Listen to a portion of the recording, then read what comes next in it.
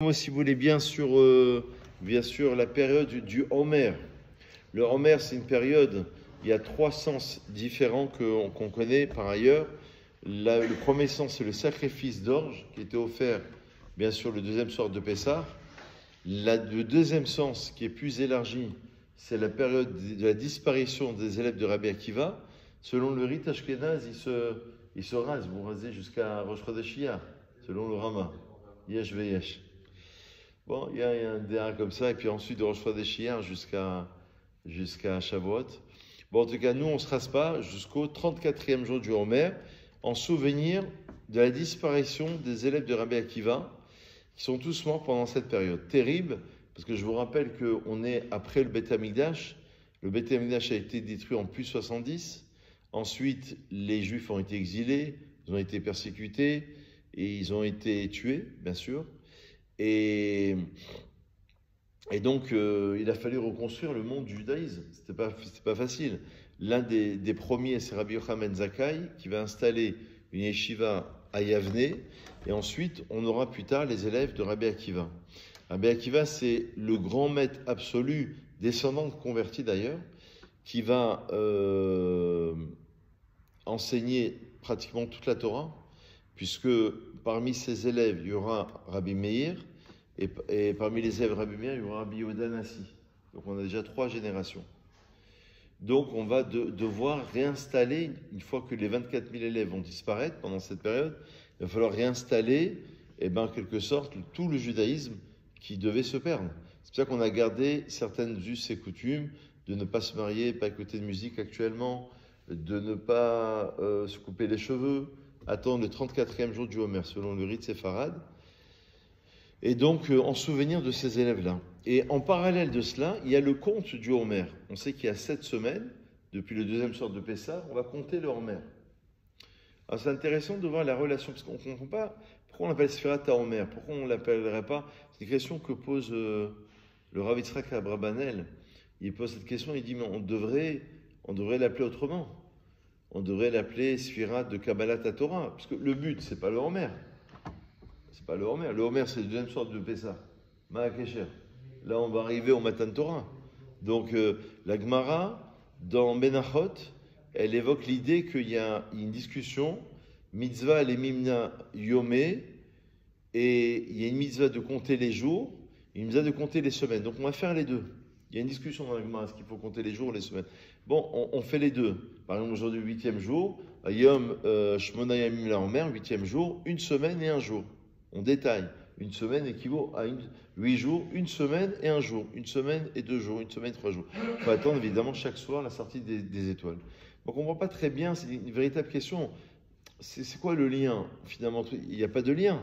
Sfirat HaHomer, apparemment c'est 3 sens différents. Il y a le sacrifice d'orge, disparition des élèves de Rabbi Akiva, et une mise de compter le Homer. Pourquoi? Parce qu'on se prépare. Et d'ailleurs, ce n'est pas un compte à rebours. On aurait pu compter 49 jours, 48, 47... Parce qu'on va acquérir chaque jour. Chaque jour, c'est une sphira. Dans la Kabbalah, c'est un degré. La première semaine, c'était chesed. D'accord? C'est écrit comme ça dans les livres. C'est la bonté. C'est une sphira qui s'appelle la bonté. Cette semaine, c'est gvura. Et ainsi de suite. Il y a 7 semaines qui correspondent à 7 degrés de sphirot pour se purifier de l'impureté, mais pour entrer dans la pureté, en quelque sorte, pour le dire plus simplement, on crée le keli pour recevoir le or. On crée un réceptacle pour recevoir la lumière. Parce que là, tu vas enseigner à quelqu'un, mais s'il ne s'est pas préparé mentalement, psychologiquement à recevoir, il ne va rien recevoir. Il faut déjà qu'il se prépare, qu'il se mette en condition mentale, psychologique, spirituelle, et ensuite il va acquérir la lumière. Donc on va recevoir de nouveau chaque année la Torah. Entre guillemets, c'est la même Torah, mais c'est une nouvelle Torah.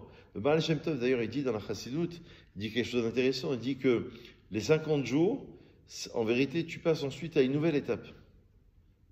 C'est-à-dire que tu arrives au Keter, qui est le degré le plus élevé à Shavuot, tu reçois le Keter. Donc, ça veut dire que tu vas retravailler le temps. Les 7 semaines qui séparent Pessah de Shavuot, 49 jours, c'est dans la dimension temps, 7 x 7, et tu arrives au chiffre 8, 50e jour, c'est-à-dire que tu dépasses le temps. Et c'est intéressant de constater que c'est plus que cela, parce que d'après la Kabbalah, celui qui travaille bien spirituellement de Pessah à Shavuot, et il est exempté du din de Tishri.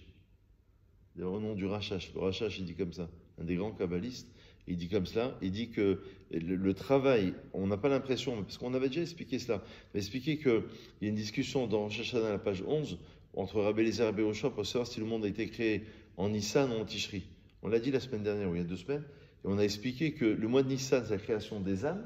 C'est pour ça qu'on fait Birkat Haïlanot, parce que les âmes remontent dans le minéral, végétal, animal et humain, alors que Tishri, c'est la création du corps. Donc celui qui travaille la pnimiout, ça veut dire l'intériorité, ça veut dire la neshama, il sera exempté du din, du corps à Tishri. Donc c'est toute une période incroyable pendant laquelle on va essayer de travailler et de s'élever. Mais le lien, il serait le suivant, c'est que s'il manque une journée, le compte, il est caduc. Il y a une discussion dans la Rishonim pour savoir, qui est classique, si on a raté le jour, est-ce qu'on peut rattraper le compte ou pas? On sait que dans la halacha, on ne peut pas. Soit on s'est rattrapé le lendemain sans bracha, comme nous on fait chaque jour, soit si on a raté un jour. Alors pourquoi? Parce qu'il y a une discussion de fond. Est-ce que le Homer, Sfirat HaOmer, le compte du Homer, c'est une mitzvah à part, ou c'est une mitzvah qui est collélette, qui va englober tous les jours? Admettons, aujourd'hui, je n'ai pas mis les tefilines, j'ai une mitzvah de mettre les tefilines demain. C'est pas parce que je ne les ai pas mises aujourd'hui. Au contraire, je vais me rattraper, je vais faire tes choix. Mais là, on a considéré que tout était relié. Donc, s'il manque 1 degré, un maillon de la chaîne, c'est toute la chaîne qui se perd. Et donc, il manque une sphira, il manque un degré d'élévation. Et c'est la même idée pour les élèves de Rabbi Akiva. C'est ça le lien. C'est que les élèves de Rabbi Akiva, la Gemara dit dans Yevamot, qui sont morts à cause de quoi? Parce que chacun ne respectait pas son prochain. Ça veut dire que chacun était enfermé dans sa vérité. Or, le propre même du judaïsme et de la Torah, c'est de s'ouvrir vers la vérité de l'autre. Dans le couple, par exemple, dans une communauté, on est 10 juifs, il y a 10 opinions. Grâce à Dieu, c'est pas ce qui manque. Un, il veut commencer à 6h30, l'autre 7h moins quart, l'autre 7h10, l'autre 7h moins 5, l'autre...